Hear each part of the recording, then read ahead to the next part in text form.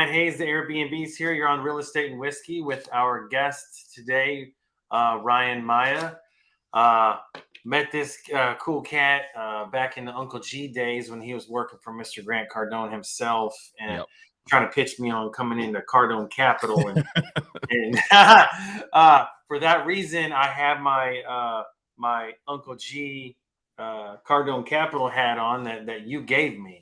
And so, Love it. anyways, yeah, dude.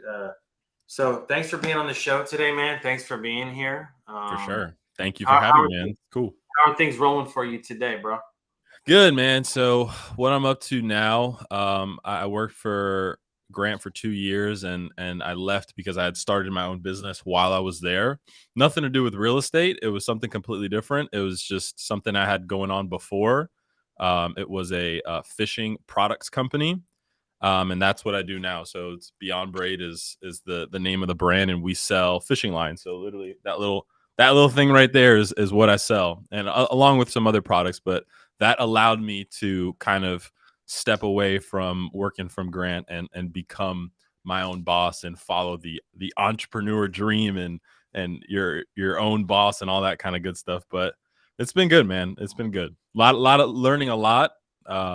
I took a lot of lessons from where I was, Yeah. what I'm sure we'll talk about. And it's fun to just apply that stuff and just figure it out as a 26-year-old. I still like to call myself a kid, but just figuring out this whole business world and this thing they call life, you know? Yeah, man. Yeah, dude, I love it, man. And so when you were working for Cardone Capital, you had your own drop shipping company that was going on, right? Yeah. So the story there was when I started that business in college, did it for a few years. And then as soon as I graduated and stopped playing baseball, I was basically sitting on my couch one day and I was like, I need to like do something now with my life, right? I'm no longer in school. I'm not playing professional baseball. Like I was calling it. I'm like hanging the cleats up. And I had the drop shipping business, which the year before made 50 grand profit as a 21-year-old. It was pretty cool. But I was like, I always had a big entrepreneur mindset and a big goal mindset. So I knew I wanted to own my own business one day and make multi-million dollars. But I guess I didn't know how, right? You're still so young. That was the end goal. But that was the realization, was like, all right, how do I actually do this now? So I knew real estate had always interested me, and I wanted to get into real estate, but just didn't know how or where or why. And the first thing that popped up was, hey, I'll become a real estate agent. So I buy the real estate course. I start taking it. I did it for like 4 hours, realized that sucked. And like the week before on our last away trip for baseball, I had bought Grant's How to Invest in Real Estate book and read that book. And I remember looking at it. It was sitting right there on like the coffee table. I was like, oh, that Grant guy, I think he's in Miami because I'm in Miami. So I look up Grant Cardone jobs. Literally, like, lo and behold, his office is 20 minutes from my house. There's a position open on his real estate team, investor relations. No idea what it was, but I applied, got the job. And while I got that job working for Grant, I had the drop shipping business still running. But when I got to Grant, I was like, all right, this is what I want to do full time. This is going to be my new career. Let me get rid of this drop shipping thing. So I ended up selling the drop shipping store about a couple months into working for Grant, and I sold it for 50 grand. So essentially I sold a website and a Facebook account, and I sold it for 50 grand. And I was like, all right, I'm going to be working for Grant now. And that evolved into something much, much bigger. So.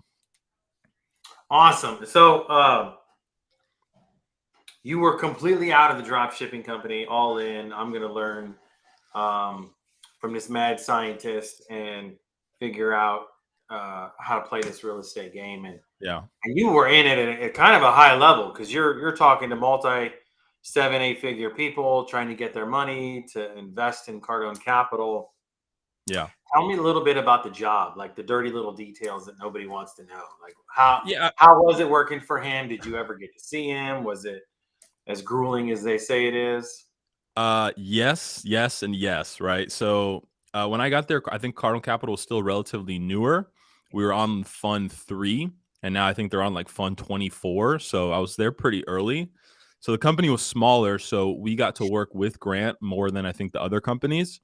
So he got to help us with some phone calls when we had bigger investors with a lot of money. I would see him walking by and be like, Grant, like this guy's wants to do like $5 million, and he'd come and hop on the call with me.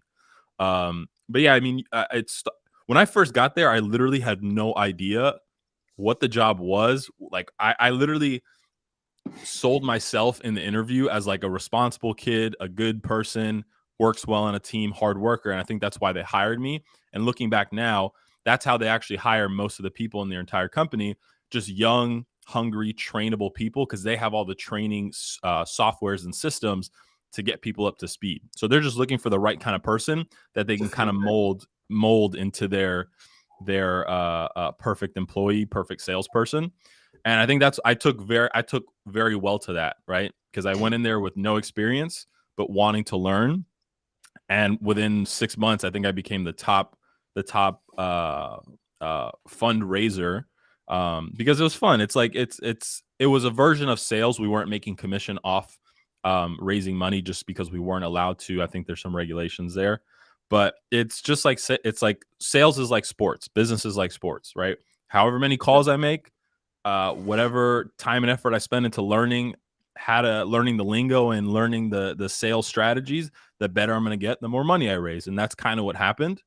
But yeah, man, it was a lot. It was definitely a lot of hours, a lot of phone calls, 100 calls a day, a lot of talk time. I'm on the phone 7-8 hours a day, right? Showing up to the office early, leaving late, like all that stuff. But the foundation of business, sales, marketing, meeting people like yourself, which I met in the hundreds, very successful business owners, people in real estate, people with money, like that stuff is literally irreplaceable. And I didn't get a master's degree. Once I graduated college, I was like, all right, like there's nothing else that I think I'm going to learn in school that being working for someone else would actually teach me, right? So I always call working for Grant my 2 years. That was literally my master's degree, but of real business, real life, and like stuff that I could actually apply to improve my life and make more money. Right. And fast forward to today, you have this awesome brand that I see all the time now, Beyond Braid. You're promoting it. You're fishing. How did you even get into fishing line? Yeah, so super random product, right? And I think that happens with like a lot of people, a lot of successful business owners. It's you meet them and you would never think, like, they sell like the randomest things. Like I think when I first met you, you did, I think it was marble and countertops and all that. And I was just like, Yeah. it's the randomest things, right? So fishing specifically, I have always been fishing my entire life, growing up in Miami, around the Keys and all that kind of stuff. So when I started drop shipping in college, I tried a bunch of different products and niches like makeup tools, like beer, bottle openers, outdoor stuff. And naturally, when I landed on fishing, it was just such a good fit because I can talk about the products really well. I'm basically selling to myself, right? I'm the customer. So I know the lingo.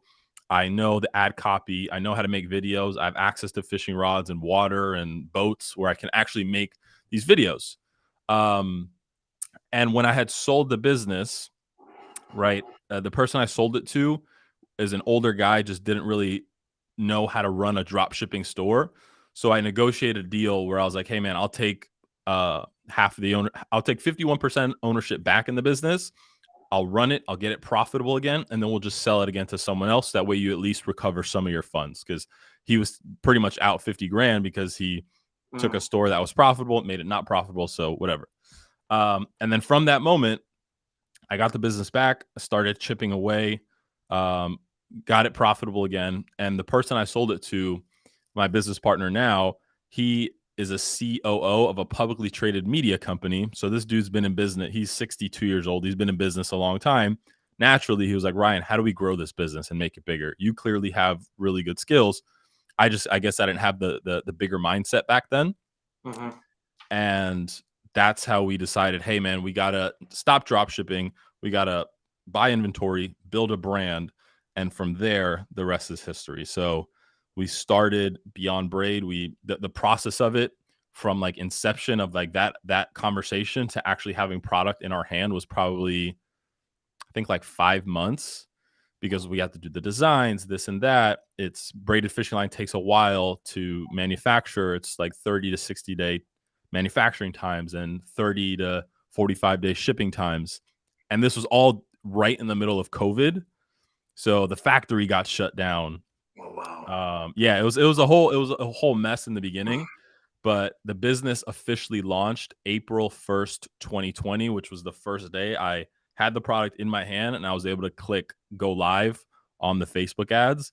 And then within that first week, we were already doing like $5,000 a day because I knew from drop shipping what worked already. So I knew as soon as we turned it on that it was going to work. And knock on wood, thank God it did. And from there, we continued to scale it. What's the margins on a product like that? Beyond bread. So like the product doesn't cost us a lot. So for example, like that spool is a 300-yard spool of line, right? So this is 300 yards. We sell this for $22.95 plus $3 shipping, comes out to $25.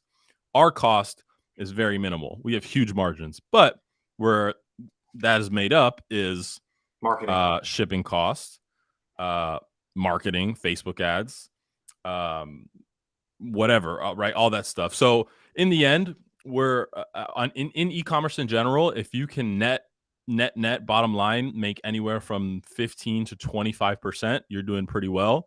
If you're doing 30%, you're doing great. But I'd say on average, a good number is probably 20%. I think last year for 2022, we did 19% net revenue or net profit.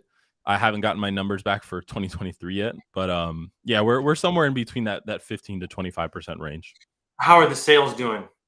Growing? Good. Yeah. So when I launched in 2020, from April 2020 to the end of the year, we did 850 grand in revenue.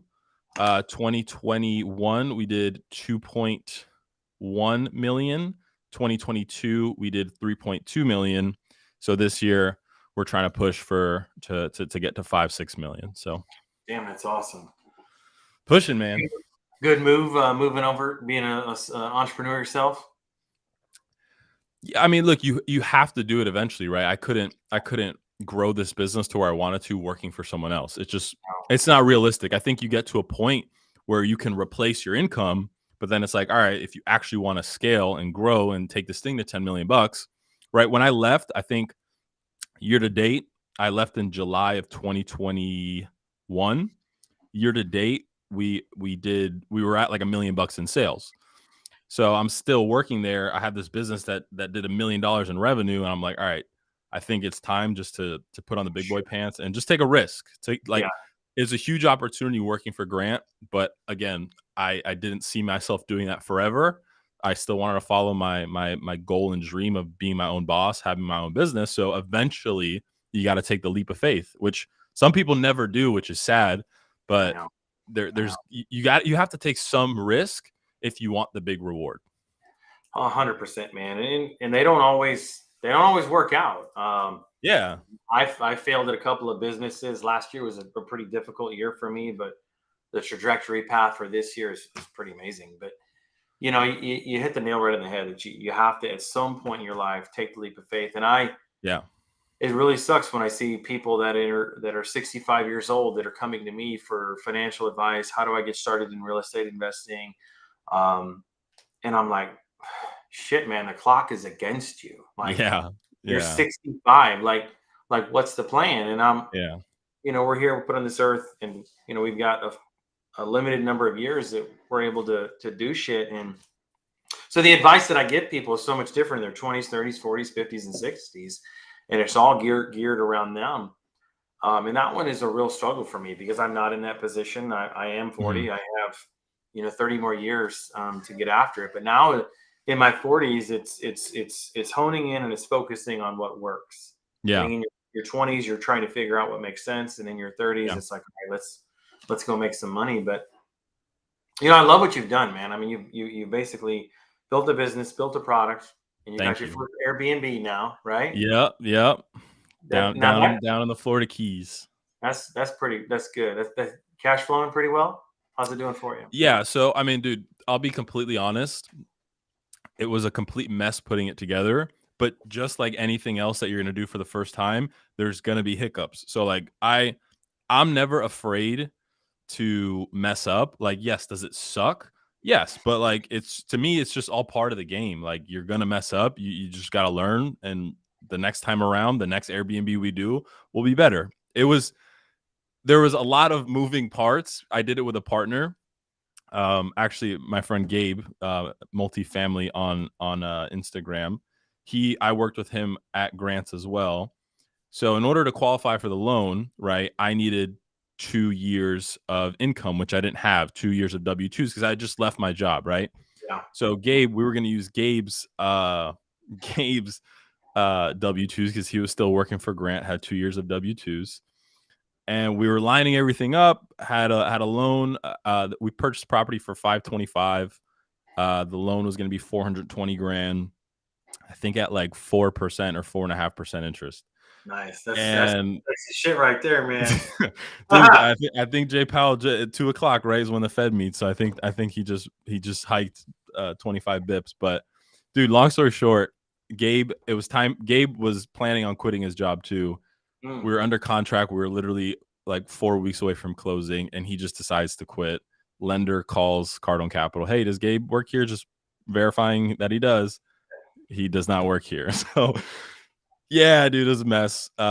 We tried to go the loan officer tried to use my bank statements, this and that, and it was a mess. And we were needing to close, so we ended up closing with hard money.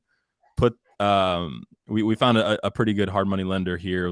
I did a Google search, and it just so happened to be like a guy in 20 minutes away, knows Grant Cardone and all this kind of stuff. So long story short, we ended up having to get a loan based on my business income, which was still very strong.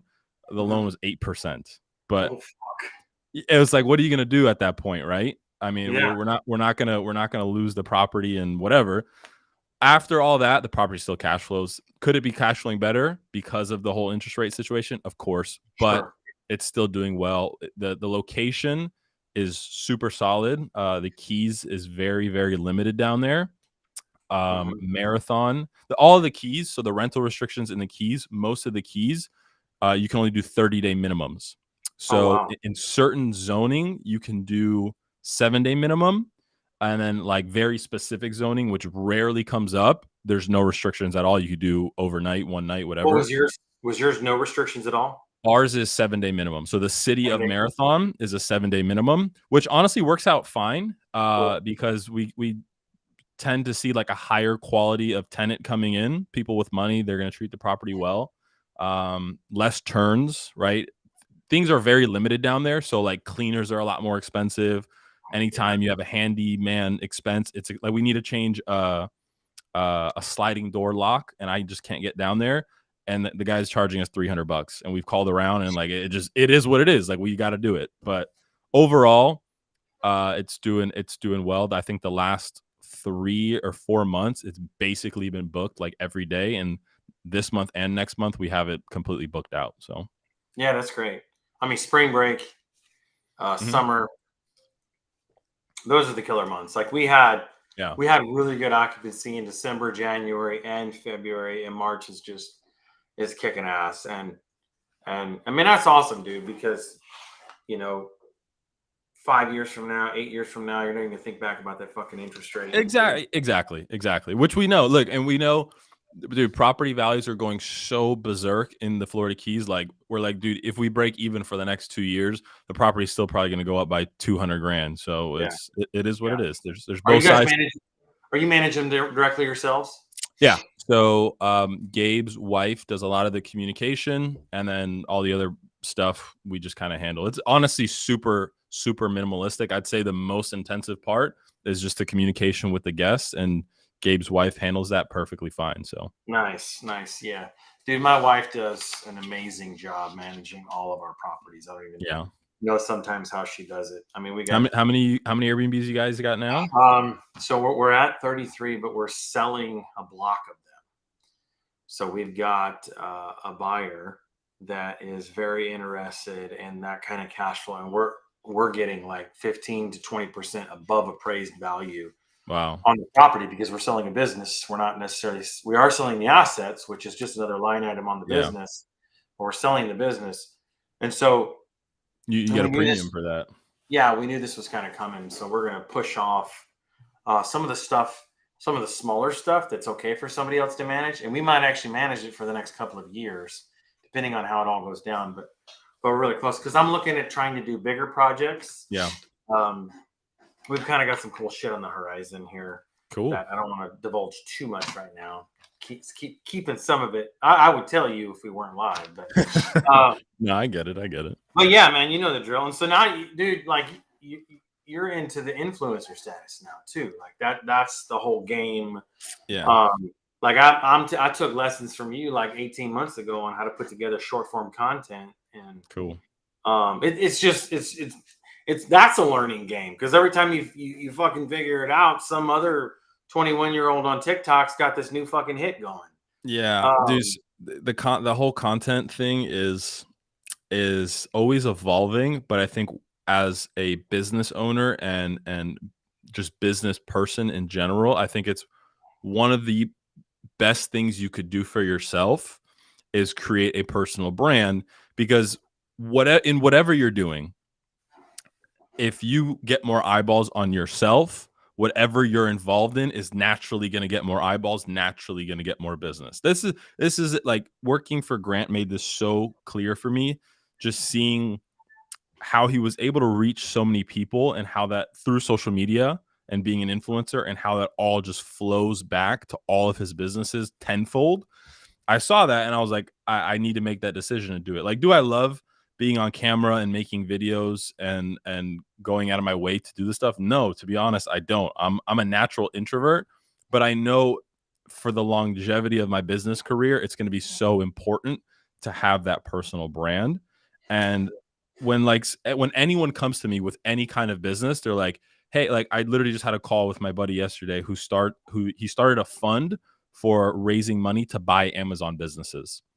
He's like, how do we raise money? Like, can you tell us how? And I told him the little secrets of the sales call and what to say. But my number one tip was like, you just got to make content and blow your content up and get 1 million people to know who you are, and your business will blow up. That's like, and it's much easier said than done because making content and building an audience is very hard. Like I have 16,000 subscribers on my YouTube channel right now, That's which a is lot.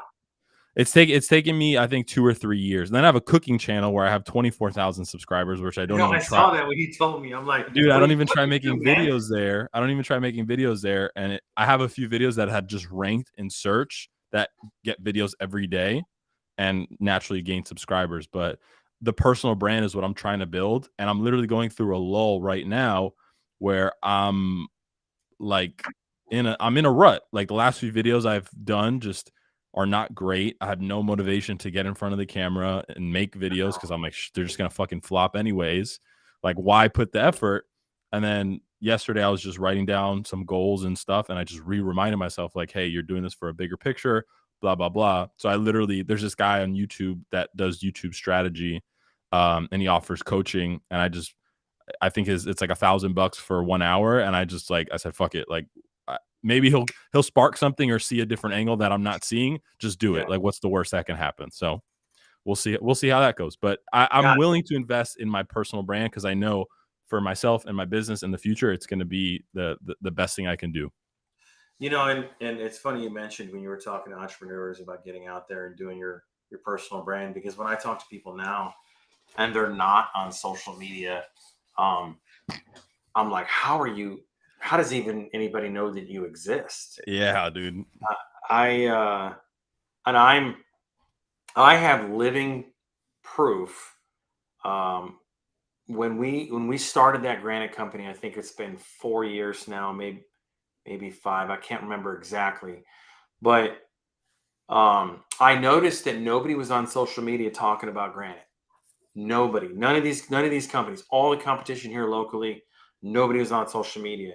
And I'm like, well, we got to get the word out. Like, we've got to keep these machines going. And this is the God's honest truth. I mean, I was posting shit on Facebook Marketplace. I wasn't doing any reels or anything like that. I was just doing posts, and I would boost the post. I'd take a picture of a pretty kitchen or slab or whatever, and then we would have probably 2 to 3 people per day walk in the door Crazy. and say, and we would ask them, "How'd you hear about us?" And they would say, "Facebook, Facebook, Facebook." Yeah. Everybody coming in the door was on Facebook, and I'm Yeah. like, "Holy shit!" And so we put a little more mojo behind it, and we totally grew the first 2 years of our business because of Facebook. Now it's business relationships and really good salespeople and Yeah. building a brand and people know us. Um, and then so I decided, hey, I know all this shit about social media. Let's start a digital marketing company. Well, that totally fucking flopped. Lost 100 grand with that. Yeah, but at least you tried, right? At least you tried. Yeah, I tried Lesson and learned. learned a lot of shit on Yeah. how to run an unsuccessful company.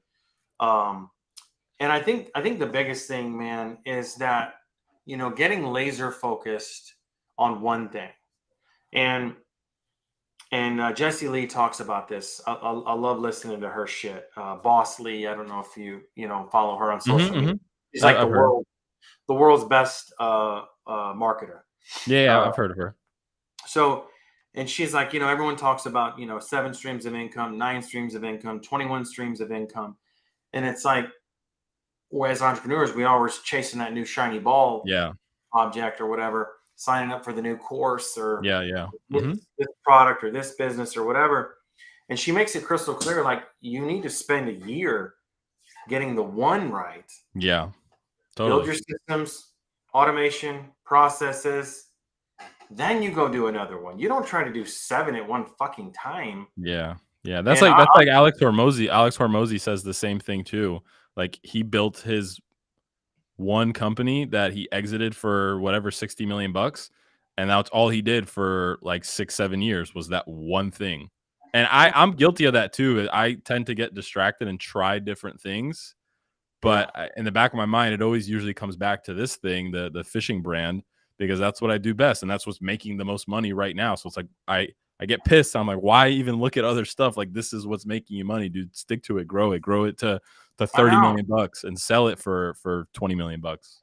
And so now, like my focus, I mean, I am like, I don't think I've ever been this laser focused in my That's life. Like awesome. last year, we were trying to do wholesaling and fixing and flipping and Yeah. hedge funds and syndications. And I almost started 2 more companies, but no, everything I do right now it's around Airbnb. So Airbnb coaching and Airbnb are properties, and That's awesome. making all of that a huge success, man. Because if you get distracted, think about how much time you're taking away from Beyond Brain. What if you just sold, 10 more an hour or a day or Yeah. whatever Yeah, that yeah. amounts to? And a friend of mine, Randy, told me about 5 years ago. He's like, dude, you don't need another company. Go sell 3 more chicken deals or 3 Yeah. more houses or whatever. Don't start a new thing, because then the one thing that's working will suffer, Yep. and then your new thing will suffer because you're getting it off the ground. But everyone just wants to be rich quick, and that's the fucking problem with all this shit, dude. Is Yeah. like, no, man. You look at some of these guys out there that are wealthy and have Yeah. names, and fuck, even Brandon Dawson, man. I mean, that guy, he didn't wake up and turn 60 and become a millionaire the way that he is. No, he worked his ass off from 18, and then he got to that Mhm. point.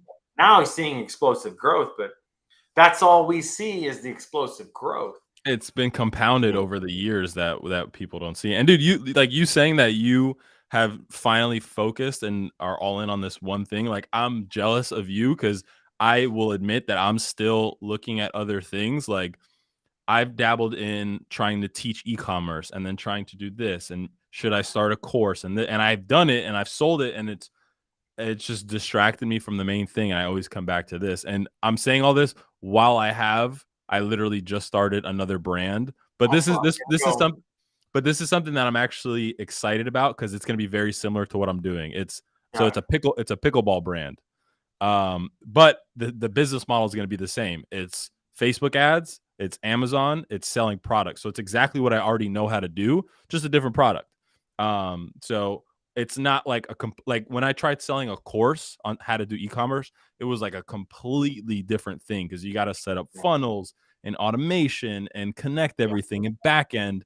And it was just a complete distraction to what I was already doing. So I commend you, and I'm jealous that you finally figured it out. But I think it comes from you trying a whole bunch of other shit that you I'm finally 40, realize bro. what works, you know? I'm 40. Like I have to. I have no choice. I have other business interests that are out there, but I just know that things are going to suffer if I don't hone in on the shit that matters, which is my Yeah. health, my family, my faith. And if I'm so distracted, then those things are going to become, they're going to feel like distractions. And I don't want those things to feel like distractions. I want to cook for my family at night. Like, and so now I'm to that point. Like at 10 o'clock today, I was trying to figure out what I should make the family for dinner. Well, years past, it would be 7 o'clock at night. And I'd be like, okay, what are we eating? And then it would be order something unhealthy from some place that's going to get it fucking wrong. Yeah. You know, but now, anyways, just getting focused. And I think what I did was I took, and I don't remember this guy's name, but he was talking about time management. And he talked about it in a whole new level about how multitasking is a complete myth and lie. And I didn't realize, because I thought that was like the world's best multitasker. But what I was the world's worst switch tasker. So when you switch a task, just think about this for a minute. Yeah. When you're writing an email, a detailed email, and then your phone rings and you pick up your phone. Now you got to go to forget the email, re-engage in this conversation. Yeah. Hang up that. Oh, wait, now I got to go take care of this over here or do this. And then an hour later, you come back to this email and you're like, why am I writing this email? And you have to need 15, 20 Yeah, minutes. you re-engage, and it's like it's like hard to get the engine started again down that path, and it's a waste of time. It's a waste of time. It is. And so you go through that and you can literally pick up 30 to 40 more hours a month of actually being productive. So what I did was, as soon as I came home, it was a speaker at the Collective Genius, which is a real estate group that I'm a part of. I turned off all notifications.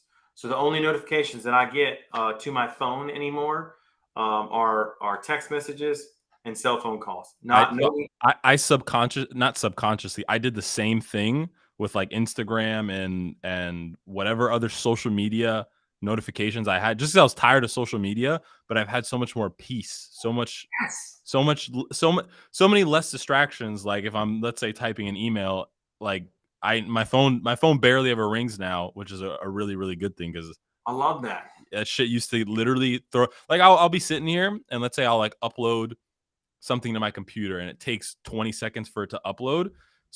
Like without even noticing, I would grab my phone, open up Instagram, and be scrolling. And then I would scroll for 10 minutes and not know why I was even scrolling and what was I doing. And that got so bad that I was like, I took all my social media icons and hid them in the back of my phone. I put them all so where I have to swipe 4 pages just to get to the app. So while I'm swiping, that's one different reminder being like, hey, like, hold on a second. You know, it's not just second nature. And 2, turning off the notifications. So it's like completely changed how I use that stuff and frees up a lot more brain space, which is amazing. Well, good for you, man, because you know, I had to do it. It was becoming and I would, as soon as I would wake up, I'd grab the phone and I would start going through shit. I don't do that anymore. I don't even sleep with the phone by my bed. I keep it in the kitchen. Yeah, that's good. I was doing the same thing, and I set limits on my phone where when you open up social media, for me, before 8 o'clock, you have to like click yes, like it says limit reached, you can't use it, but if you want to, click this button.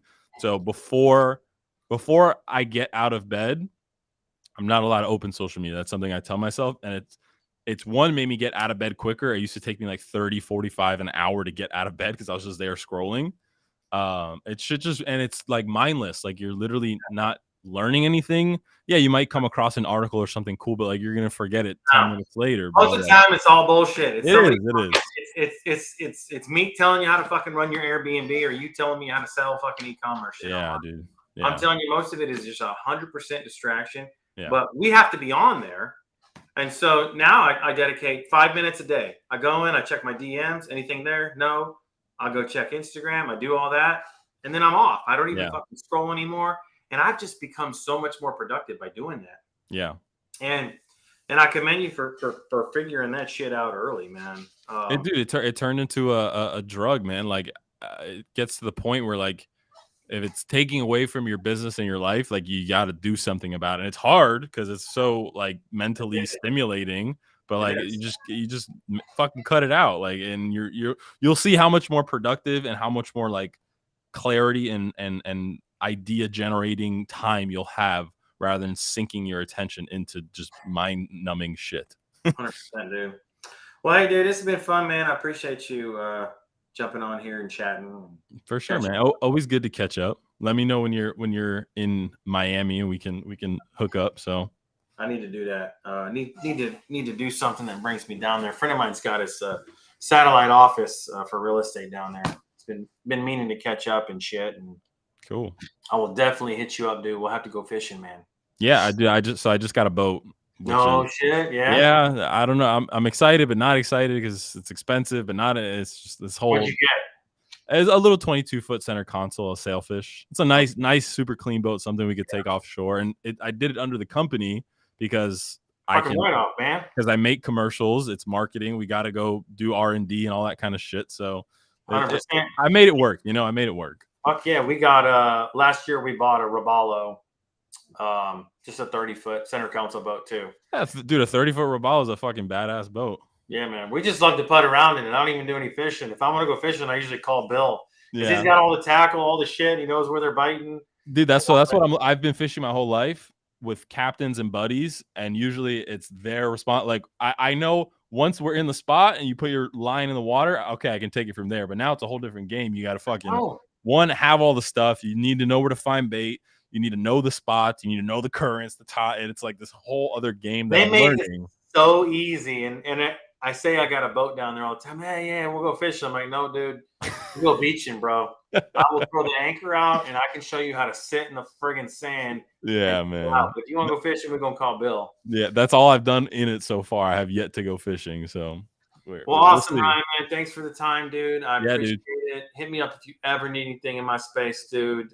Much love to you, man. Likewise, bro. Appreciate you having me on. Cool, man. I'll see you. All right. Take care, dude. Later.